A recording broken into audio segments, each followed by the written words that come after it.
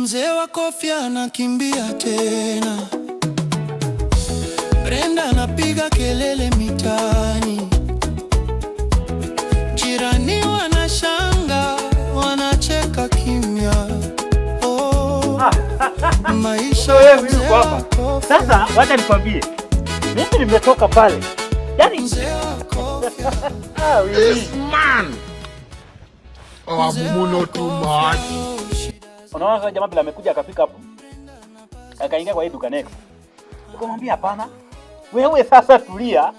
Sisi tukishatoka ndio twende pamoja. Twende kwa mheshimiwa ndiye atupatie ile pesa yenyewe. Alikuwa ametuambia. Mimi nikaona tu. Wewe uko sawa. Jamaa sasa si amerelax akafika hapo. Nikamwambia hapana, wewe relax. Sisi ndio huwa tunapanga watu. Mheshimiwa alisema anataka watu na akanituma mimi nichague watu.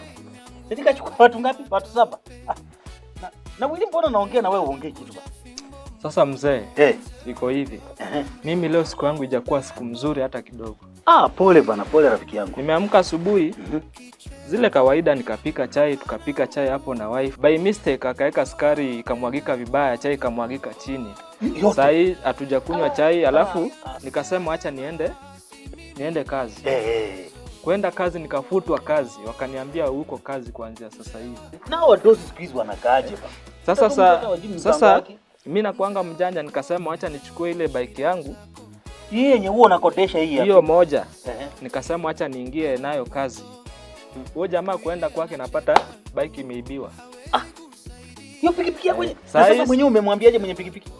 Imeenda sasa, hata saa hii nafikiria sana. Hata vile umenipata hapa ni vizuri sana kwa sababu hata pole bana, pole. Nilikuwa nafikiria maneno mengine kwa sababu hata mimi hata nimechanganyikiwa kwa sababu hata tukiongea hivi pia bibi yangu nimekuja nimepata amebeba vitu zake zote ameenda. Na mtoto mashida ni ameenda, nimepata amechukua vitu zake zote ameenda. Pole. Na sasa saa hii tukiongea saa hii kuna rafiki yangu mmoja nimempoteza. Mgani huyo? Ni wewe. Mimi hujanipoteza wewe. Ni rafiki yako bana. Sasa rafiki yangu wewe nimekupoteza kwa sababu mzee, acha nikwambie hiyo paipai yenye umekula nilikuwa nimeweka sumu.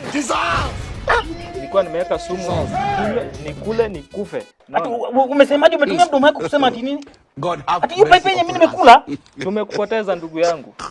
Kwa sababu hiyo paipai nilikuwa nataka nikufe mimi, nikule nikufe, nitokele kabisa niende. Hiyo paipai iko na sumu bwana. Sasa mzee unakuja na unachukua paipai unakula. Hujauliza paipai iko na nini ama unakula. Sasa unataka nikusaidie aje? Sasa unataka kuniua bwana. Hauna kama mayai mbili hapo nipatie nikonge nikunywe kama ni pichi nitapike. Mayai endea kwa duka. Unataka kuniua nini? Na kuna jamaa kuna deni yangu kwa sababu unataka kuniua bure bwana.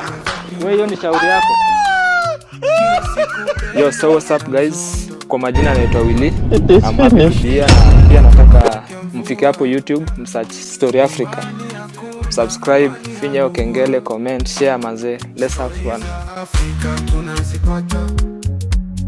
Jamaa na kelele zinatuwasha.